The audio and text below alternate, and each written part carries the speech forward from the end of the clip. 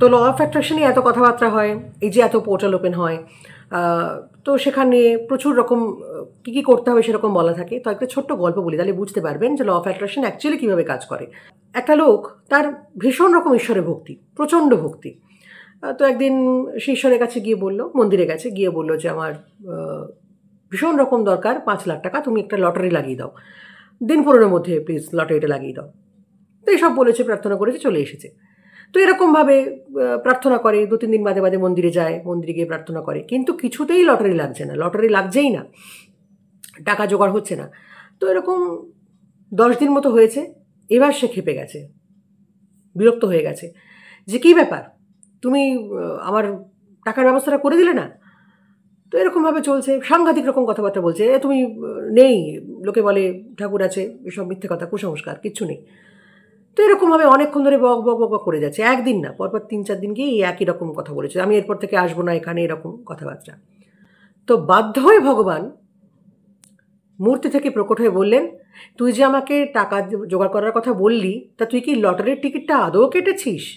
তুই তো লটারির টিকিটটাই কাটিসনি, তা আমি তোকে টাকার জোগাড়টা করে দেবো কীভাবে? মরাল অফ দ্য স্টোরি কি? এই যে ল অফ অ্যাট্রাকশনে আপনি বলছেন আপনার ইচ্ছে পূরণ করতে হবে, এইটা চাই, অমুক চাই, ভালো কথা, কিন্তু চাওয়ার পরে আপনার দিক থেকে পারফরমেন্সটা কি? আপনি কি করছেন?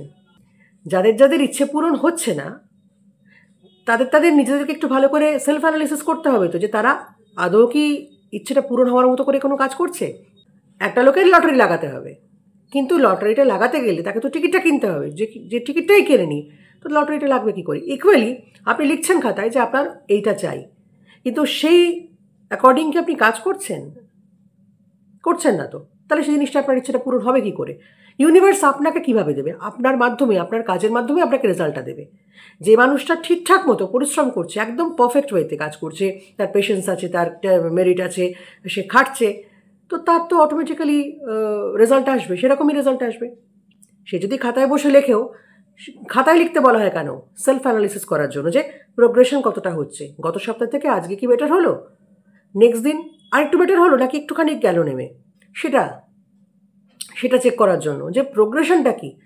আমি চাইলাম আমার অমুক চাই, আরে চাই তো অনেকে অনেক কিছু, তো সেটার পাওয়ার তো যোগ্যতা থাকবে কিনা সেটা দেখতে হবে। তো পাওয়ার যোগ্যতা যদি না হয়ে থাকে, তাহলে যোগ্যতা যাতে বাড়ানো যায় সেই জন্য ওই অ্যাসেসমেন্টটা করতে হবে, যে কি করলে আমার ওইটা আসবে, সেটার জন্যই লিখতে বলা হয়।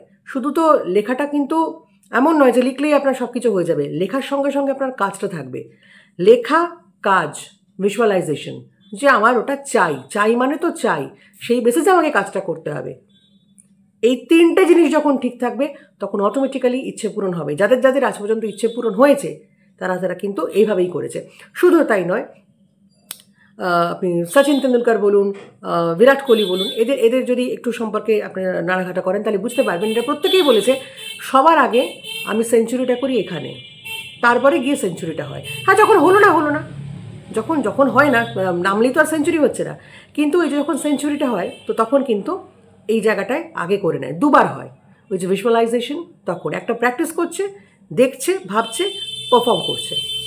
শুধু পারফর্ম করলাম, কিছু প্রিপারেশন নিলাম না, তাহলে তো কাজ হবে না। লিখছি, কিন্তু কোনো কাজ নেই, এফর্টলেস। কেন আমার ইচ্ছে পূরণ হচ্ছে না? কেন ইচ্ছে পূরণ ওই কারণেই হচ্ছে না, হবেও না যদি না এই ঠিকঠাক জিনিসপত্রগুলো হয়। বোঝা গেছে? তো লটারি পেতে গেলে লটারির টিকিট কাটতে হবে, ইচ্ছে পূরণ করতে গেলে পারফরমেন্স করতে হবে, এবং সেই সঙ্গে সেলফ অ্যানালিসিসটা খুব দরকার, নচেত ইচ্ছে পূরণ হবে না। বোঝা গেল? ল অফ অ্যাট্রাকশন এইভাবেই কাজ করে। ভালো থাকুন।